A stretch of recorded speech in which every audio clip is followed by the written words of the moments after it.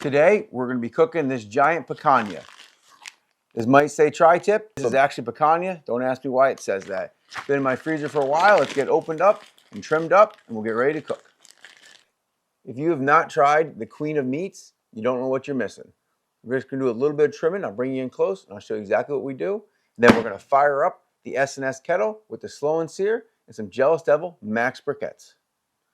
As far as trimming these picanhas, there's not much to do. Just take a thin slice off this fat cap a little bit.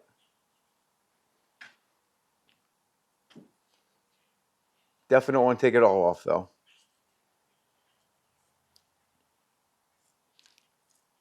Just trying to even it out a little bit.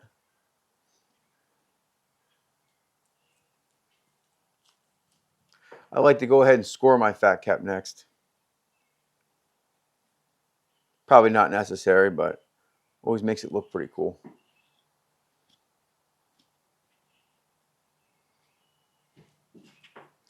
This end here is going to get a little bit overcooked, so we're going to trim this off a little bit.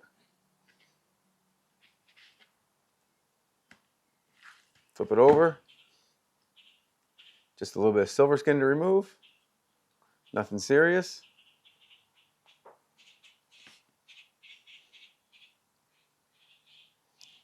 Flip this edge a little bit.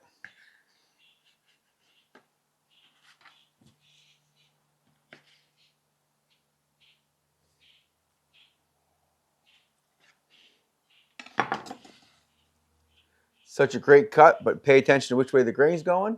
When you slice this after it's cooked, make sure you slice it across the grain. It's simple, and just give it a good heavy coat of some high quality salt. Today I'm using Redmond's real salt. That's all we're going to need. We're going to let the fire and the salt and the meat bring all the flavor.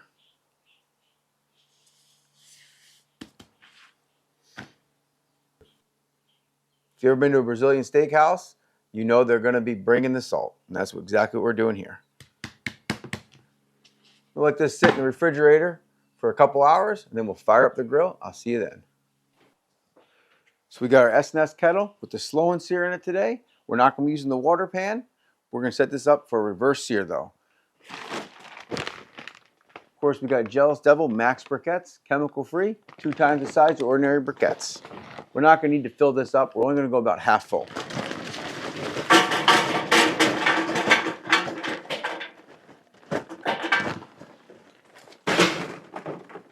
That's going to be plenty. These briquettes are hotter than hell.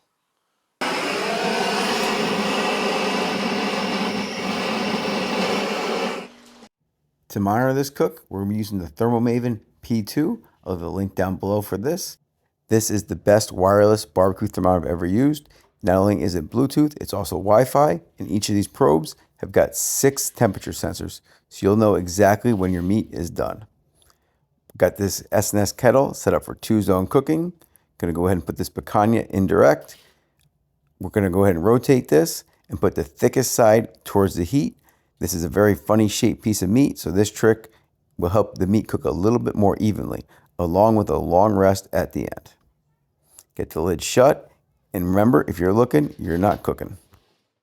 Check out the Thermo Maven app. It says we got about 14 minutes left on this cook. We'll be going for about an hour and a half. And internal temperatures anywhere from 92 degrees to about 113 degrees. So we're going to go ahead and double check this with an instant read and make sure everything matches up. Whew, look at that. Well, I got this cover off. We're going to go ahead and rotate this, make sure everything's cooking evenly. Look at the juice coming out of there. Ooh.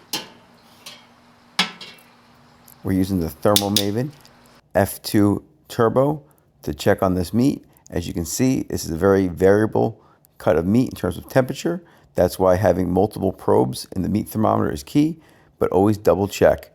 I never trust any leave-in thermometer when it comes to beef because I do not want to mess it up and overcook it.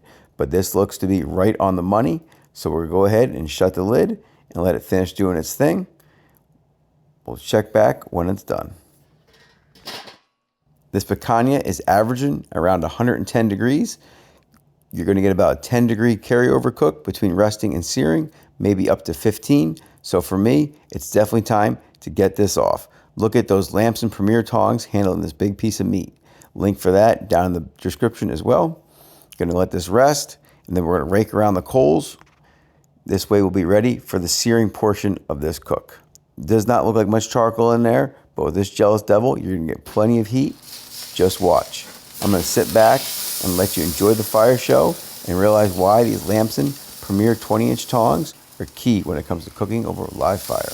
We'll check back when it's done.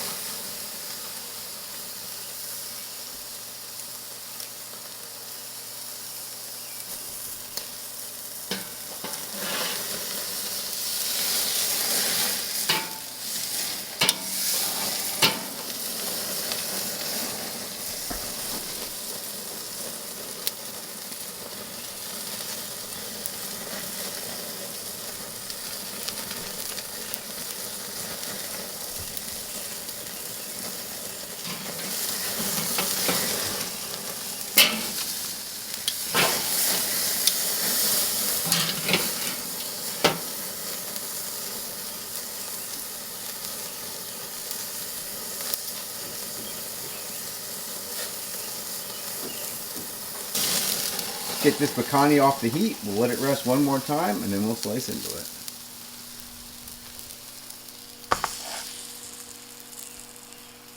Picanha rests. We're going to get out my Lancaster number 4 skillet, and we're going to try making some Argentinian provolone cheese dip. My first time making this, just kind of winging it. This is going to be my take on it. Definitely not going to be authentic. First of all, if you've been following me for a while, you know I love animal fat, so we're going to use some bacon up instead of the traditional olive oil. Just get a nice little bit on your fingers. I'm going to smear it all around this pan good. Not only will this keep it from sticking, it's going to add a lot of flavor. Next, of course, you're going to need some provolone cheese. It's about an inch here worth of slices. Couldn't find any big slices of provolone cheese at the store, so I had to have this. We just stacked it up. Put that in. Let's add a little bit more flavor. I got some dried oregano here. I think fresh would be better, but going to go with a little bit of the classic from the Fire and Smoke Barbecue Company. Put that on top. Get this on the grill. We got all these vents wide open. See what we can go for heat. We're going to put this over the direct heat for now. Starts getting too crispy, we'll move it off indirect and let it finish up. Just been a couple minutes here over direct heat. I'm going to go ahead and slide this indirect. We'll wait for it to finish melting. In about 10 minutes, this kettle's been rocking about 400 degrees. Take a look at that cheese.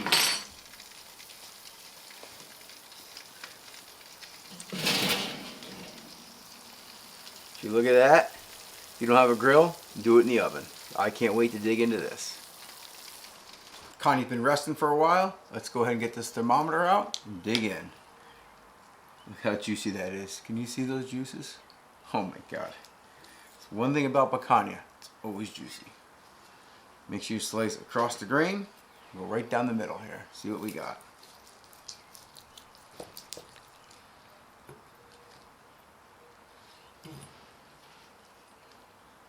Would you look at that?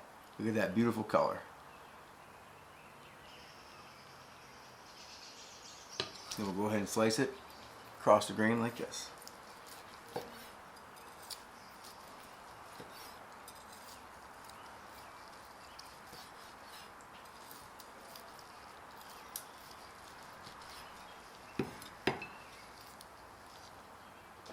Look at that beautiful steak. Got this beautiful provolone cheese we made in our number 4 Lancaster skillet. Gonna scoop a little bit of that out. Put it right on that meat with all that fat. Let's go.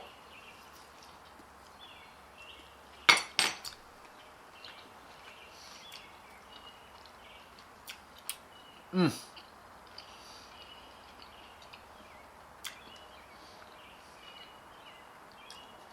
my God. Man. This goes just perfect with this picanha. Steak and cheese. Man, come on. Who needs bread? We can eat this good. Thanks for watching. Don't forget, hit that like button, subscribe. Also head over to Instagram @RustyBBQLamb. Give me a follow over there. Until the next time. Thanks again.